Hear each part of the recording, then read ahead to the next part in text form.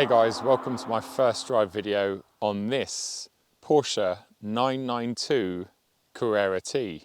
I know you've seen quite a few 911s, especially of the latest 992 generation on the channel over the past couple of years. I have my standout models like the base Carrera and obviously the GT3 and the GT3 Touring. The current 992 lineup is so big and vast that I'm sure it's even confusing to people that work at Porsche sales. Within those 26 variations, you have models like the Turbo and the Turbo S that have been around for many years and generations now. But that's confusing in its own right because the majority of 911s on sale today are turbocharged, apart from cars like the wonderful GT3 and the recently launched ST. You look at the T badge on this and you think, okay, well, that must stand for turbo maybe? No, it stands for touring, but not GT3 Touring, the car that I absolutely love and took to Spain and Portugal at the end of last year. All of the names and all of the badging does get a little bit confusing, but essentially this T sits just above the base Carrera. The base Carrera these days in the UK starts at £97,000 and this retails at just under £106,000. The Carrera S, for reference, in the UK is £110,000. So what do Porsche give you for that extra 9,000 odd pounds on top of the base Carrera? For starters, as a non-cost option, you can either have Porsche's brilliant PDK box or, as this press car has, their 7-speed manual gearbox. On the base Carrera, you can only have that in a PDK. It comes with these staggered 20 and 21-inch wheels, and behind those you'll find some GTS suspension components. It also comes with Porsche's PASM that lowers the car by 10mm, so I think the combination of the slightly bigger wheels and the fact that it's sitting a little bit lower aesthetically is really, really pleasing, especially compared to that base Carrera that I took out to Le Mans a few months ago. Porsche also throw in a lighter battery, lightened rear glass, a sports exhaust, and in between that rear axle you'll find a standard fit mechanical limited slip diff. And this particular press car also has the optional £1,800 rear axle steering. That is not available on your base Carrera. The Carrera T's engine, which is somewhere under here, is unchanged compared to the base Carrera. So that makes it a 3-litre twin-turbo flat-six. Produces 385 horsepower and 450 newton-meters of torque. Porsche claim that this manual Carrera T will do the 0 to 62 sprint in just 4.5 seconds. I say just 4.5 seconds, that actually makes it the slowest 911 on sale today in terms of 0 to 62. If you want to go a bit quicker in your Carrera T, then you have to go for the PDK box, which takes about half a second off that time. And it will go on to a top speed of 182 miles an hour. Jumping in here and, well, it's a 992 cab and it's absolutely beautiful. Again, it's no secret that I'm a big fan of this interior. I'm a big fan of the driving position. Even the infotainment system works really well. There's buttons where you want there to be buttons. There's touchscreen where you want there to be touchscreen. You've got a lovely analog rev counter in the middle. And when you fire everything up, the rest of the dials all come to life. And those are completely adjustable too. Continuing on from standard fit options on this Carrera T, well, it comes with this beautiful and effective GT Sports wheel. It has everything you want, beautiful leather, thin rim, buttons where you want there to be buttons that are nice and inbound from the actual rim itself so you never foul them. We've got a drive mode down here and it's just a joy to look at as well as feel and use. These are the standard four-way adjustable sports seats, but this particular press car has the non-option Sport Tex interior. And once again, I really like the Sport Tex in the middle of the seats. They give you a lot more support. They're warmer when you get in them on a colder day. They don't heat up as much as leather on a hotter day. You can go for the optional carbon buckets if you want, but once again you can't get them on the base Carrera. But as with so many optional bucket seats out there, they're brilliant when you're in them and if you're using your Carrera T on track. But if you're buying this car to use as your daily and you want it to be as practical as possible, I would stick with these standard fit four-way seats. There is a middle ground, I think it's an 18-way adjustable sports seat, which you could consider if you need more adjustment. You might have also noticed on the camera there are no rear seats in this. The Carrera T once again has a no-cost option of removing the rear seats, and although it will reduce a little bit of weight, I'm not sure I would remove the seats in my Carrera T, because although they're not the best for adults or even larger children, they do offer you some extra practicality and you can still use it as a load area with the seats in. And something else that's really useful with these four-way adjustable seats as opposed to the carbon buckets is they fold forward. So whether you have seats in the back or not, you can load larger bags in there without any issue. When Patrick and I had that GT3 Touring at the end of last year, we had all of this amazing space in the back, but getting stuff in there was really difficult with the carbon buckets because the backrest is set upright, so it's very difficult to squeeze things in and out, whereas these fold forward like any traditional sort of two-seater coupe. Other things to quickly talk about are the sports chrono is standard on the Carrera T, and it comes with a slightly shorter stubby gear shifter, which I believe is straight out of the GTS or even cars like the wonderful GT3.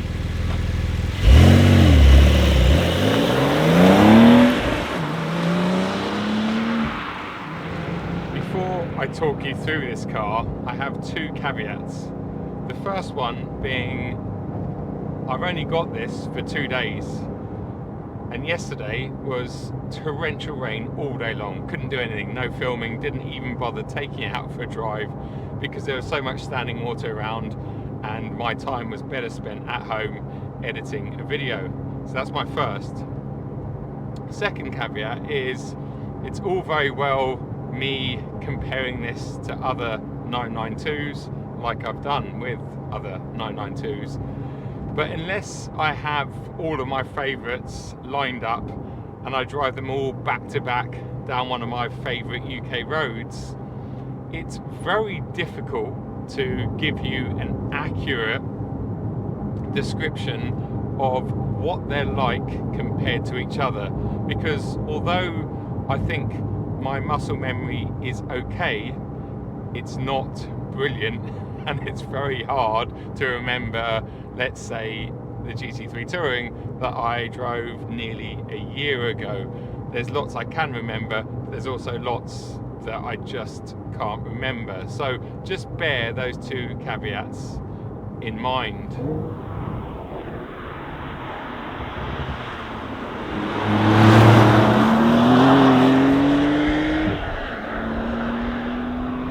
I'm not the world's biggest fan of Porsche's 7-speed manual gearbox, but I have just given back the wonderful Sport Classic. I had that car for 5 days, and that also has the 7-speed manual box.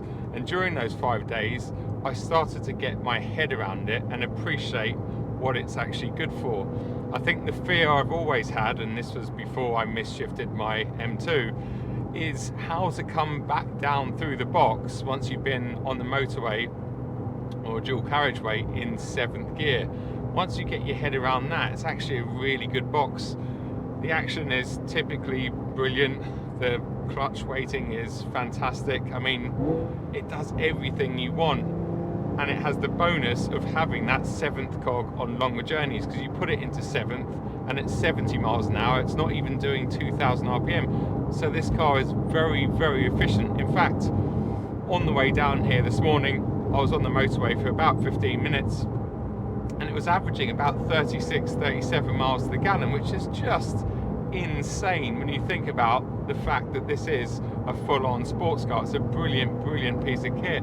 So yeah, I've grown to appreciate and like the 7-speed. I don't love it as much as the brilliant 6-speed that's in cars like the GT3 and the GT4, but it's not too bad at all. Gearing is quite long, but it works really well with this engine.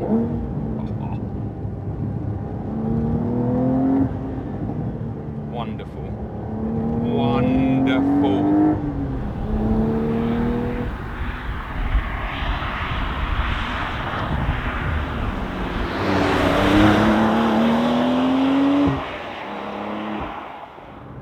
On paper, in 2023, 385 horsepower doesn't sound like much, especially in a sports car the size of the 992. It's not small, this. And especially when you consider something like the M2, my long-termer, well, that produces 460 horsepower. That's a baby M car that produces 75 horsepower more than this. So jumping in here, you never expect it to be lightning quick, and it's not. You're not going to buy your Carrera or your Carrera T to go drag racing, but it is an absolute peach of an engine. It's so good, and especially in this base tune compared to, let's say, the GTS, which is the same engine, but it's turned right up, and in the GTS it's producing almost 500 horsepower. In this, it's about 100 less, but somehow, in my opinion anyway, it works better in the lower tune. It works really well as a road car engine. You know it's turbocharged because you get all the benefits of turbocharging, like the efficiency we talked about a minute ago and that low down torque, but it doesn't act like a turbocharged engine. I know that's kind of contradicting what I've just said. What I mean by that is it loves to rev out, and it rewards you when you do rev it out. Most of that power and some of the torque is right at the top of that rev range, and the more you rev it, the more it gives back to you. It's just brilliant. Second through here, open it right up. And that is a perfect engine for a sports car, and it's a perfect engine for your road car. When you're in the GTS, in that tune, with all that extra torque and power, I think I talked about it very recently in my video, that you end up getting a bit lazy with the manual box, because if you're in, let's say, 5th here in the GTS, you put your foot down and it just pulls like a train. In this one, you put your foot down, it accelerates, but it doesn't pull like a train. If you want it to pull like a train, you need to go into 2nd. And that's great. That's what you want with your manual gearbox. You really do.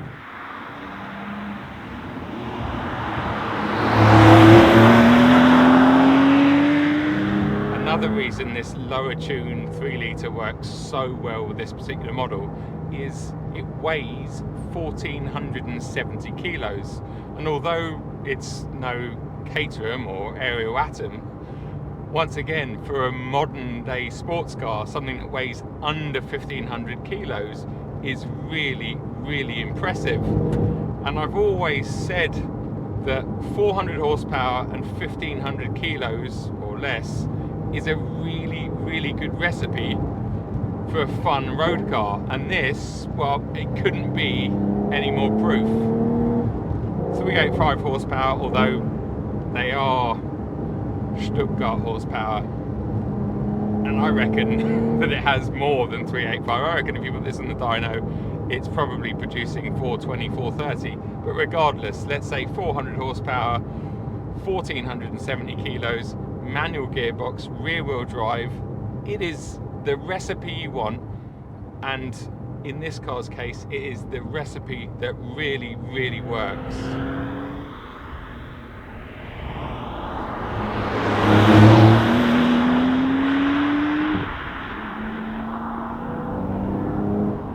Before we continue with those positives, let's just talk about some of the negatives, because all cars on sale today have negatives.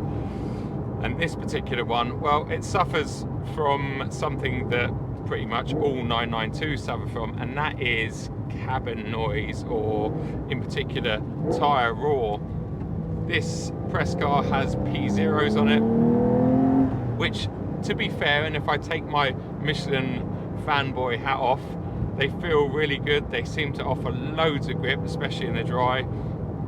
And sidewalls are quite stiff, so you get lots of feel and nice turning, etc. But where they seem to suffer, and where I know they suffer compared to Michelin's Pilot Sport 4S, is that tyre roar, and the Michelins tend to give you a slightly better ride, and less cabin noise. It's not horrendous in here, and I'm sure by adding the rear seats in again, that would get rid of some of that noise, because they work as sound insulators really. But it's not horrendous, considering we've got 21 inch wheels with low profile tyres. That GTS lightweight package I had, that seemed to be particularly bad, which is confusing, because as far as I know, the ingredients in that car and this car are very, very similar, but that car was definitely the worst 992 I've experienced, whereas this one is not horrendous. But I reckon sticking some Michelins on it and putting the seats back, 20-30% of that sound and that noise aggravation is going to disappear.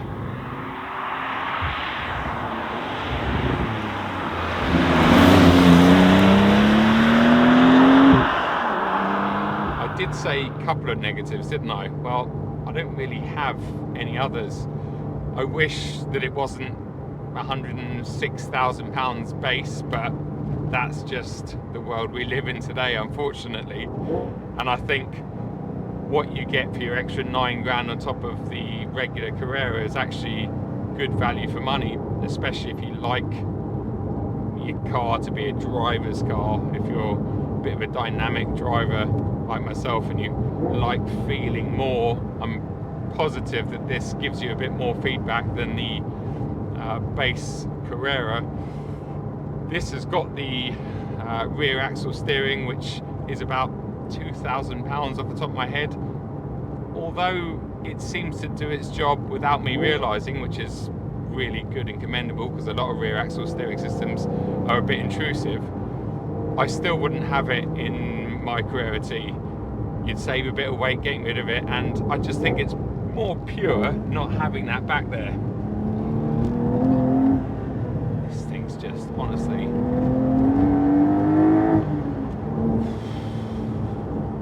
yeah, let's get back onto the positives. Let's get back onto those positives. I love this car. I love this car. The end. That's it. I don't know what else to say about it. There's something so special about it. It seems to combine pretty much all of the good bits from every 992 that I've been lucky enough to drive over the past 2.5 years. It really seems to capture everything and give it to you in such a fantastic and entertaining package. I absolutely love it. I think it's just perfect. It's so good. You can drive it hard on the public road and you're not doing silly speeds. I've already talked about just jumping out of that Sport Classic. When I say just, I drove that to Porsche Reading, which is Porsche GP's headquarters. I gave them the keys back and I took the keys to this, so it was literally a swap for swap. And that Sport Classic has a claimed or quoted 550 horsepower, and once again it feels to me like it has at least 600. So jumping in this, I thought, am I going to be underwhelmed? Not at all, because as we talked about earlier on, if you want to go fast, you rev it out. And it's quick, it's still quick, it's way fast enough for a road car. This would be fast enough on track, fast enough for petrolhead tours. It's brilliant, it really, really is. And the way it handles is just superb. It feels somehow so much better than that £140,000 green GTS lightweight that I had maybe 6 months ago. That car had all of the ingredients and options that I thought would make a perfect 992, but actually I walked away from that car feeling a little bit cold. I think my expectations were a bit high, whereas this, I tried to keep my expectations down low, and it's just over-delivered. It really has. Oh, I love it. I love it. I love it. I love it. Is it the best car I've ever driven? It has to be up there. And it's really been confusing because I've only driven it today. And every minute behind the wheel, it convinces me further that it's even better. It's just fantastic.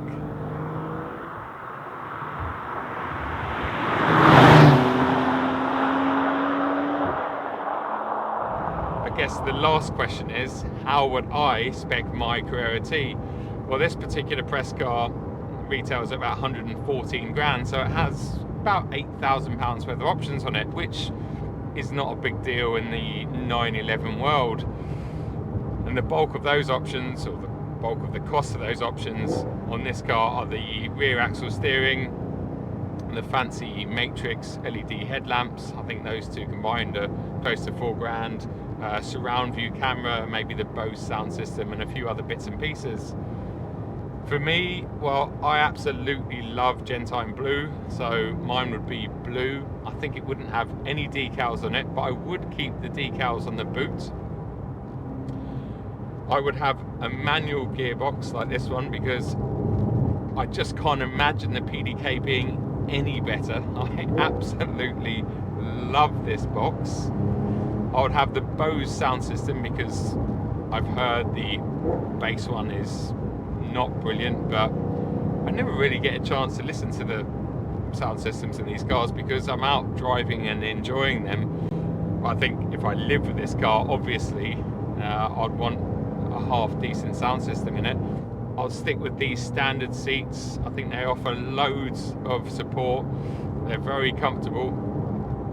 They're heated. And I love this Sportex material in the middle. Really, really good. It looks cool. It's comfortable. I can imagine it's very practical. As we talked about earlier on, when it's really hot outside, it's not going to get too hot. And when it's really cold outside, it's not going to get too cold like leather does. I think they're just brilliant. I would have the rear bench put back in.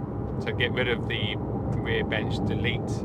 I know it's going to add a couple of kilos, but I'm going to save some kilos because I wouldn't go for the rear axle steering. Ignore the power figures, ignore all of that. Ignore the fact that this is the slowest accelerating 992. Doesn't matter. It doesn't matter. It's just so good. Guys, I hope you enjoyed this video. Feels like it's been a little bit rushed today because I've had little to no time to film it, but yeah, I'm sure you can see it's quite obvious and clear that I absolutely love this car. Stay tuned for another video coming very, very soon. Cheers.